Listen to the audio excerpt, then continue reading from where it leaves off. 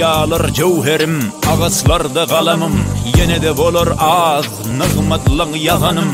Yedi tahtın asman, Zul Celal vel ikram, Muheyminul Gahhar, sen Rahim-u Rahman. Yeryüzüne düştü bira sennen nur, deryalar bölünür, tezek bolur dağı tur. Malikul mulku azim, emretse doğmaya gün, muhtadirul cebbar. Bol diyse kun feyekun, himme zade musakhar. Sen mudiru muzabbir, mukaddimul kadirsin, sen habiru mukaddir. Biz sagir, sen kebiru, sen kesiru, sen hasibu, sen semi'u, sen basiru, sen habibu, sen halilu, sen arizu, sen tevilu, sen celalu, sen celil, sen cemalu, sen cemil. Eşiden sen dilekleri, bitiren sen gerekleri. Usuran kuş sinekleri, doyuran kos inekleri. Sen Vehhab-ı Rezzak, Adam'dan karınsığa. Himme halk zikrinde, balıktan sorunsığa. Sen var men bile korkayın men nemedin. Işkın beyik her eneden her dədeden.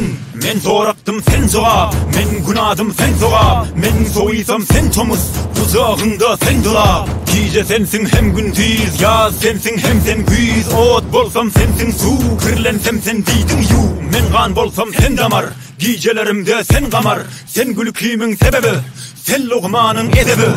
Allah'ım bana sen kafi, sen dermanı, sen şafi. Giyin cahanın emiri, biz senin ışkın esiri.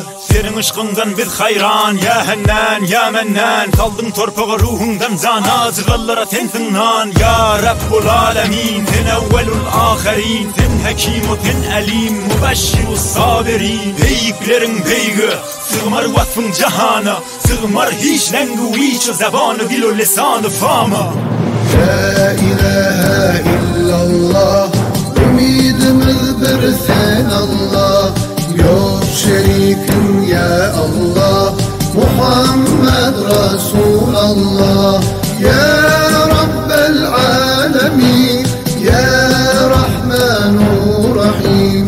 Dinimiz İslam olup, mektep Kur'an-ı Mübin.